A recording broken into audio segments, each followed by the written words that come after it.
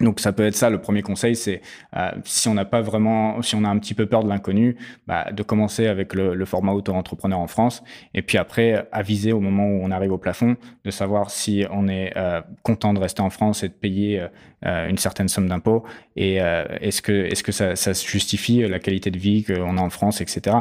Moi après, je suis très content de vivre à l'étranger en fait. C'est pas du tout un problème pour moi en fait.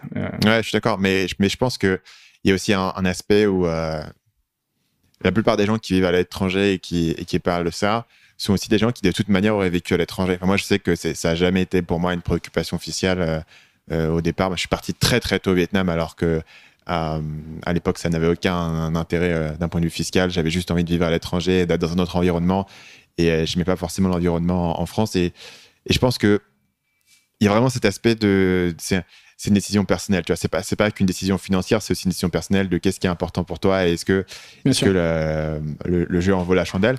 Et parfois, je vois les gens qui... Une expatriation fiscale uniquement pour l'impôt, ça ne marchera pas.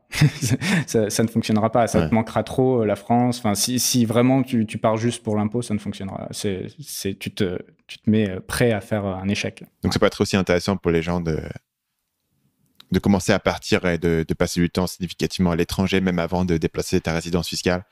Je pense que les gens, de manière prématurée, tout le monde ne tolère pas le fait de vivre à l'étranger. C'est-à-dire qu'il y a des gens à qui ça manque immédiatement. Moi, je me souviens, même quand j'étais en études à Singapour, et c'est Singapour, tu vois, c'est pas non plus, tu vois, c'est pas la jungle, hein, c'est très, très carré. Et les gens tenaient pas, quoi. Et genre, même au niveau de la bouffe, ils n'arrivaient pas à manger, si leur steak, il n'était pas à la française, c'était fini, tu vois. Il y a plein de gens qui ne tolèrent pas. En nourriture, on est gâté en France, c'est vrai, c'est très dur. Mais moi, tu vois, ça ne m'affecte pas du tout. Enfin, moi, j'ai aucun intérêt pour tout ça. Genre, pour moi, c'est zéro sacrifice, tu vois. Le seul truc, moi, qui est manque que j'ai pas ici, c'est la famille. C'est la seule raison pour laquelle je repasse en France une fois par an, c'est pour voir ma famille. C'est vraiment le seul truc, tu vois. Donc, je pense que je sais pas si c'était un sacrifice énorme et que je devais me séparer de tout ce que j'aimais et de toutes les racines que j'avais construites. Même moi, je sais pas si je le ferais, tu vois. Et comme j'ai jamais eu de racines et comme je suis parti tellement tôt, au final, ça m'affecte pas.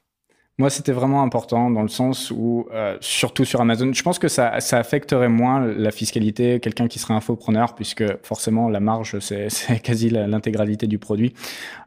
Pour faire grossir plus vite mon business, c'était quand même une préoccupation, en fait, vraiment.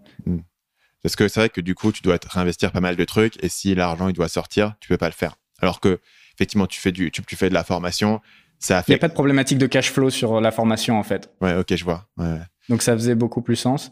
Et puis j'avais goûté à ça en fait en m'expatriant au Maroc en première étape. Voilà, quand je suis arrivé là-bas, j'ai aimé le fait d'être un étranger ailleurs.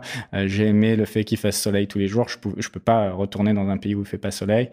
Voilà. Et du coup, ça a été facile pour moi de venir habiter au Panama directement. Imagine que j'étais venu juste une journée en escale, donc une journée un peu longue.